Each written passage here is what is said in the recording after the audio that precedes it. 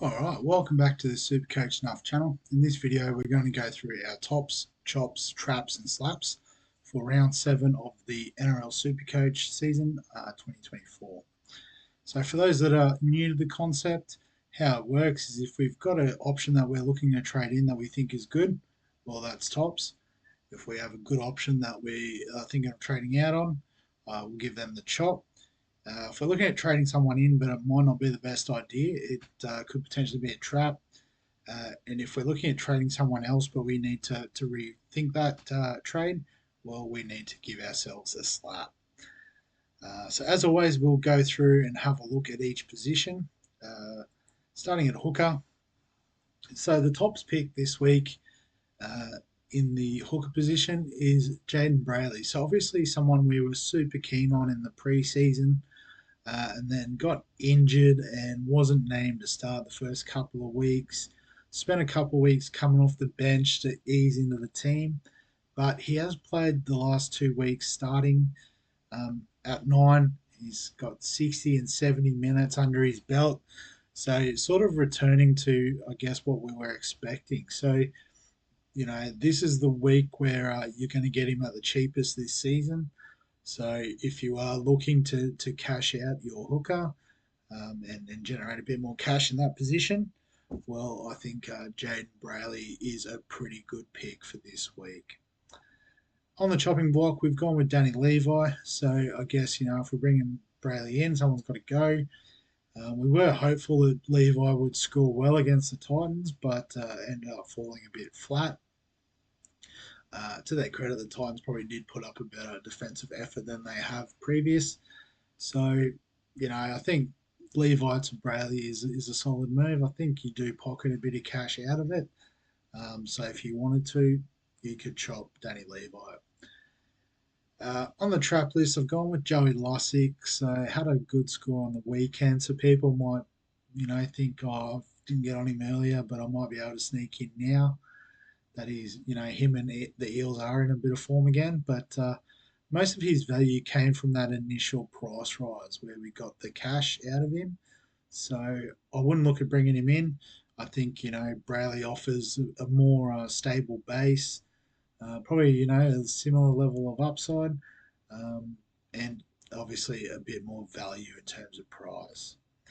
And Jeremy Marshall-King is on the slap list, so a few people, you know, might be disappointed with his down game last week and look to move on.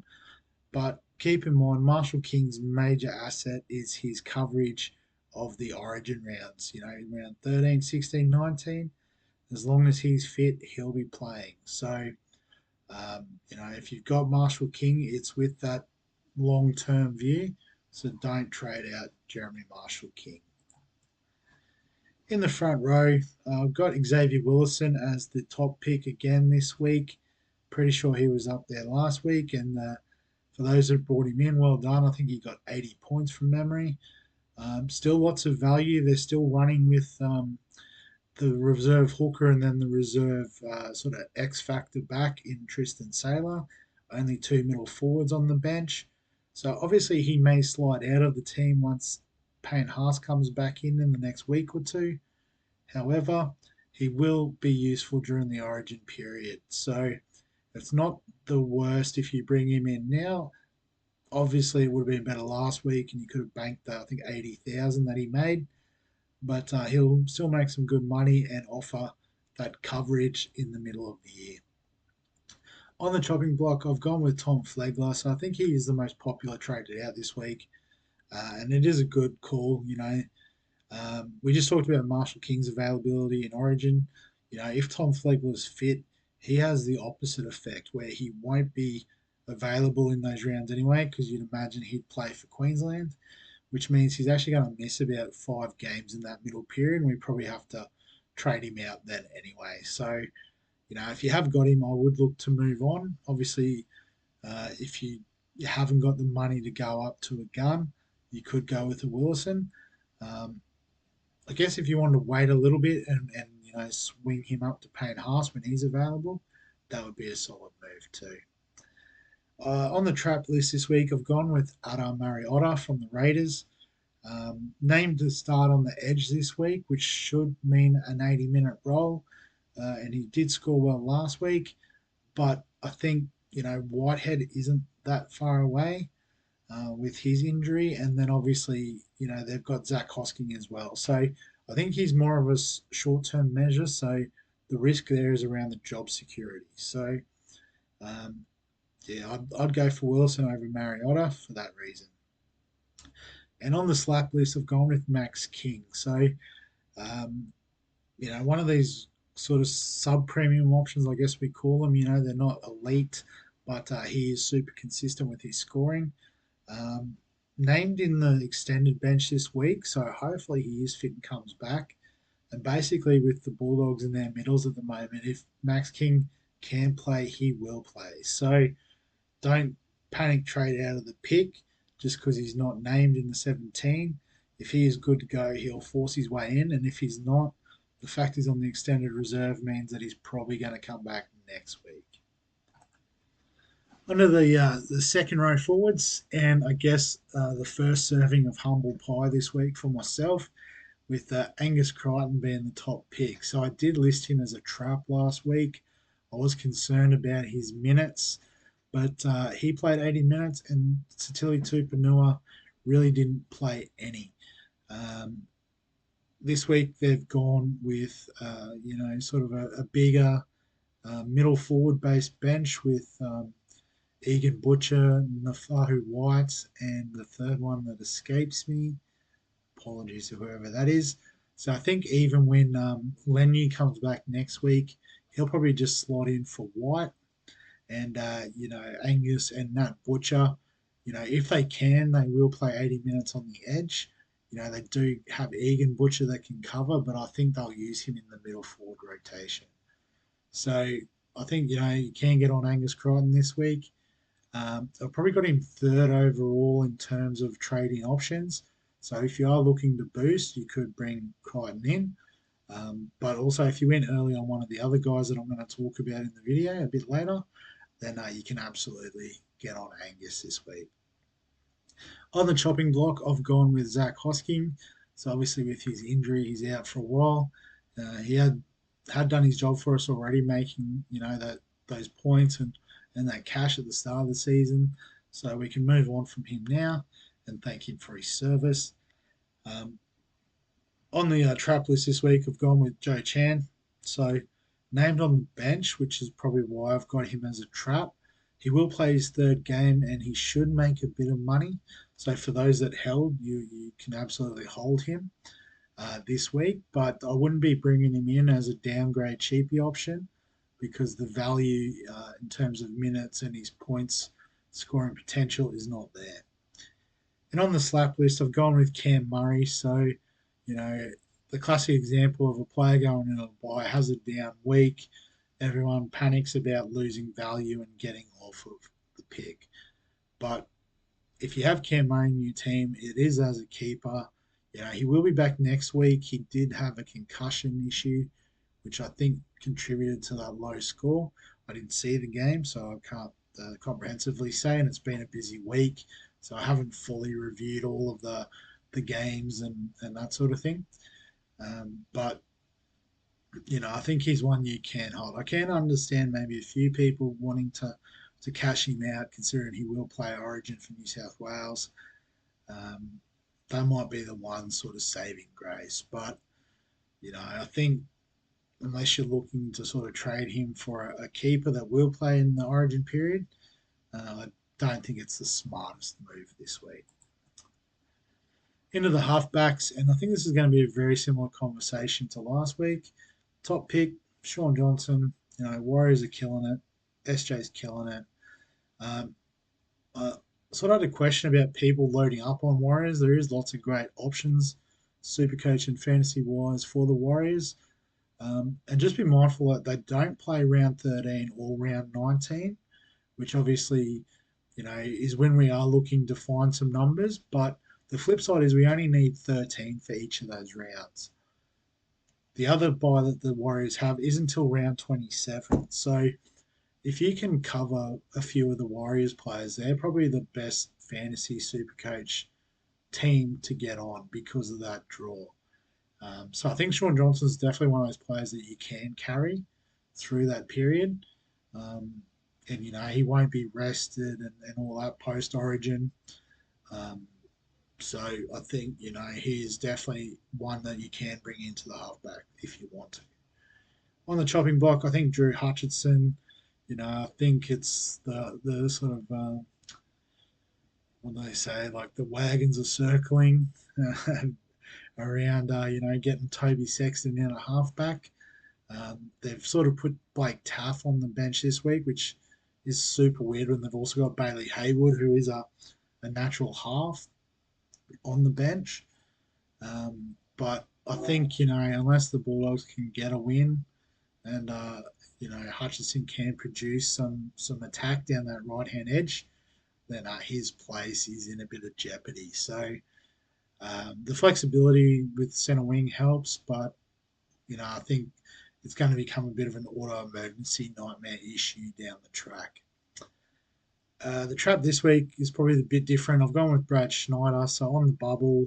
A few people might think, oh, there's a bit of value there because he's playing his third game, but I think Nathan Cleary, he's not too far away, so that's why again I've got him on the slap list.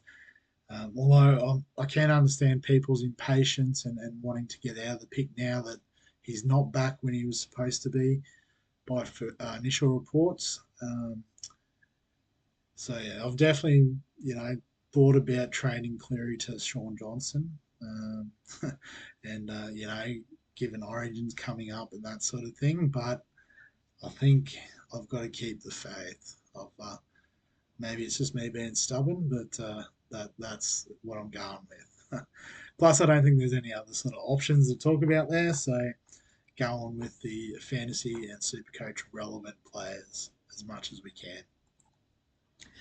In the 5/8 spot, and the top pick for the 5/8 position is Lachlan Galvin.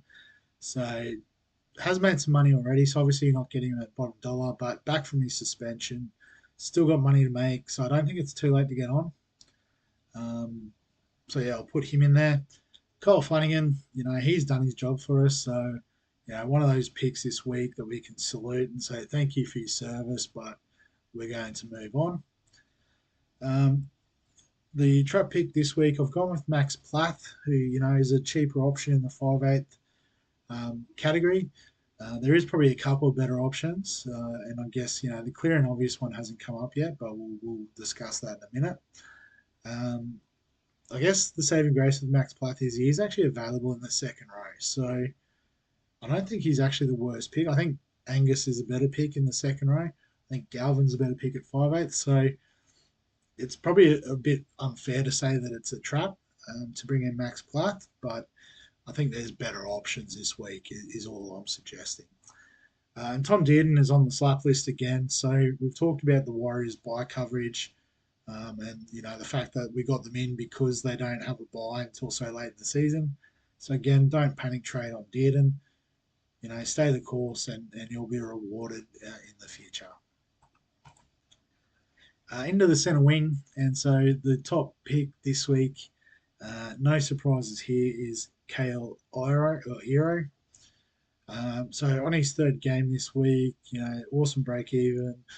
Looks like the job security's there. They've got Talakai on the bench again, even though they've got another three middle forwards. And I guess maybe Talakai's versatility might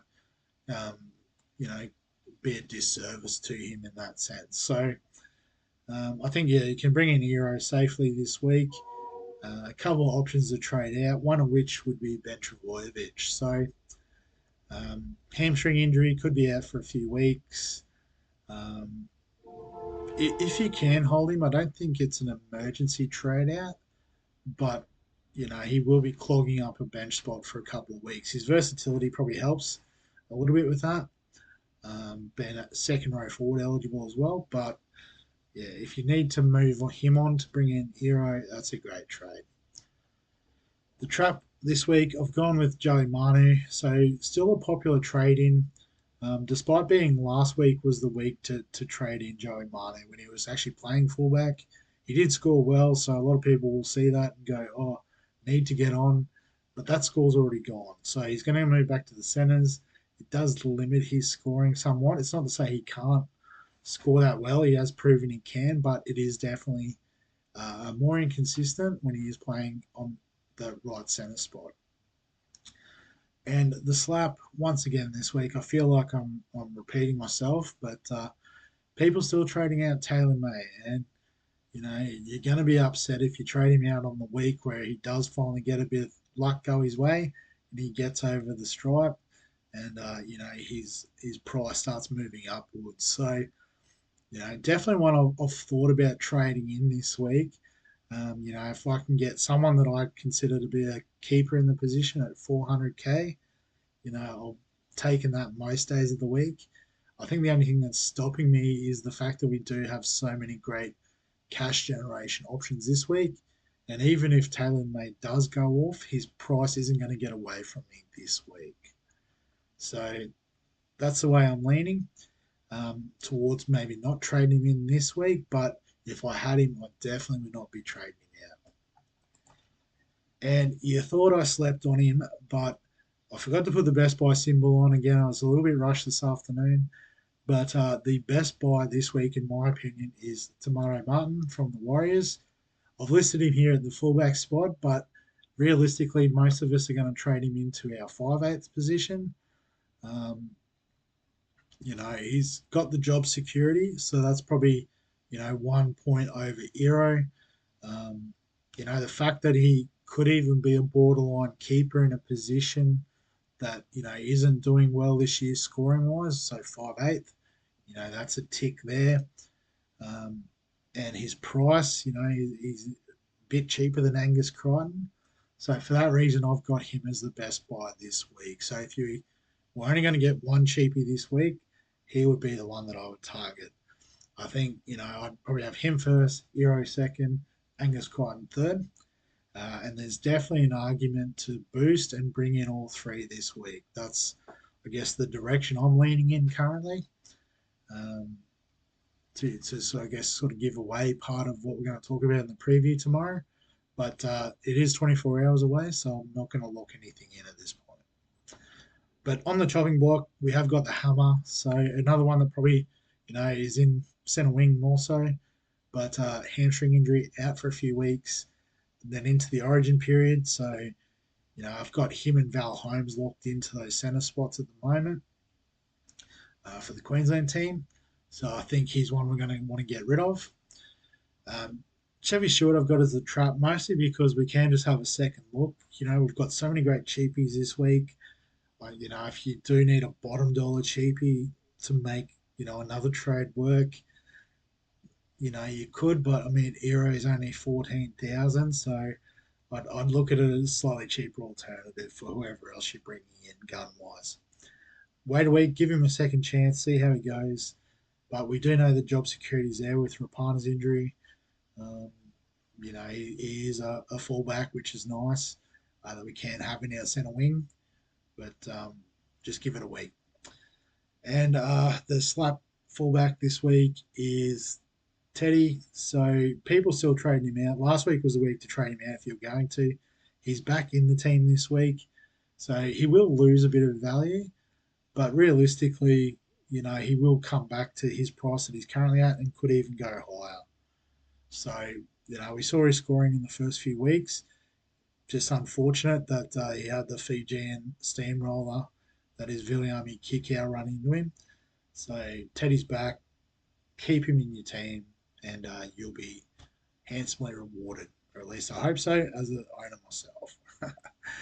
But that's the tops, chops, traps, and slaps for round 7.